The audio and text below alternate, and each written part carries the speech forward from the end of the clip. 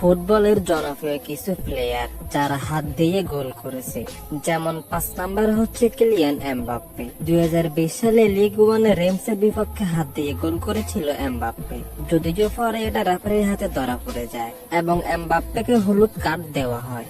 4 number হচ্ছে Cristiano Ronaldo. 2016 সালে champions লিগে ম্যানচেস্টার সিটির বিপক্ষে হাত দিয়ে গোল করেছিল রোনালদো। পরের বার চেক করে দেখা যায় এটি অফসাইড ছিল এবং যার কারণে রোনালদো হলুদ কার্ড খাওয়া থেকে বেঁচে যায়। 3 নাম্বার হচ্ছে নেইমার জুনিয়র। গত 2-3 দিন আগে ব্রাজিলিয়ান লিগে বোতাফোগোর বিপক্ষে হাত দিয়ে গোল করে নেইমার। পরে রেফারির হাতে ধরা খেয়ে নেইমারকে হলুদ কার্ড দেখতে হয়। 2 নাম্বার হচ্ছে লিওনেল মেসি। 2007 সালে লা লিগে স্প্যানিওলের বিপক্ষে হাত দিয়ে গোল করে লিওনেল মেসি এবং এটা রেফারির চোখে ধরা পড়েনি, যার কারণে মেসি হলুদ কার্ডও খায়নি এবং মেসির করা হাত দিয়ে গোলটি কাউন্ট করা হয়েছে। 1 নাম্বার হচ্ছে দিয়েগো ম্যারাডোনা।